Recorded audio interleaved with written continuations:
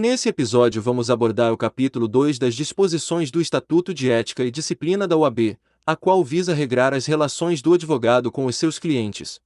Se você deseja ser aprovado em concurso público, conheça a história e as dicas de um brasileiro que bateu o recorde de aprovação em concursos federais. Clique no primeiro link na descrição.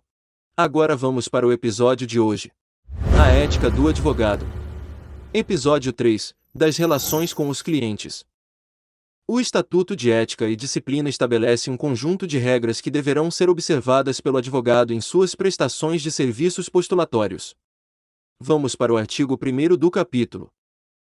O artigo 8º do Código de Ética e Disciplina é o primeiro artigo tratado no capítulo 2, em que pontua que o advogado deverá informar o cliente, de forma clara e inequívoca, quanto a eventuais riscos da sua pretensão e das consequências que poderão advir da demanda.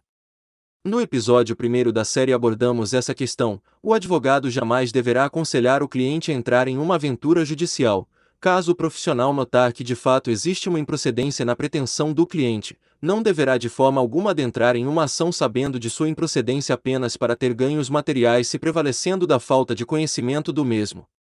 Esse tipo de conduta é estritamente proibida pelo Estatuto.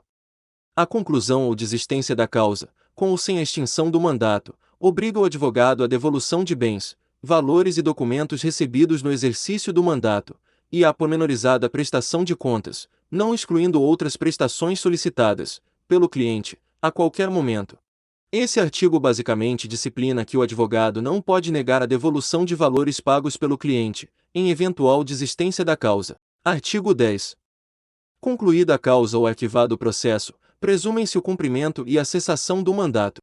O mandato é o nome do contrato entre o advogado e seu cliente, por meio do qual fica prevista a representação judicial ou extrajudicial. Ou seja, por meio do mandato, o advogado pode responder pelo cliente, representando os seus interesses. O advogado não deve aceitar a procuração de quem já tenha patrono constituído, sem prévio conhecimento deste, salvo por motivo justo ou para adoção de medidas judiciais urgentes e inadiáveis. A procuração é um instrumento em que estará prevista a obrigação no mandato. Ou seja, é um documento demonstrando uma obrigação. Basicamente, caso o cliente já possua um mandato, com uma procuração constituída por um terceiro profissional jurídico, o advogado não deverá constituir uma nova procuração, sem prévio conhecimento deste profissional. Artigo 12. O advogado não deve deixar ao abandono ou ao desamparo os feitos, sem motivo justo e comprovada a ciência do constituinte. O que significa que, uma vez sendo constituída uma procuração, o advogado não poderá abandoná-la e descumprir com sua obrigação sem dar um motivo justo e dar ciência ao constituinte. Artigo 13.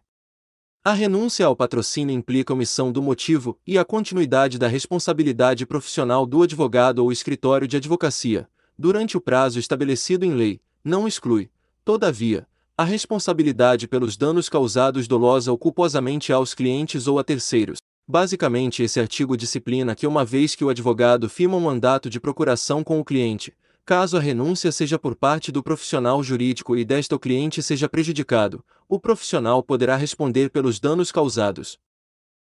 Artigo 14. A revogação do mandato judicial por vontade do cliente não o desobriga do pagamento das verbas honorárias contratadas, bem como não retira o direito do advogado de receber o quanto lhe seja devido em eventual verba honorária de sucumbência, calculada proporcionalmente, em face do serviço efetivamente prestado. Agora continue assistindo a parte 2 desse capítulo.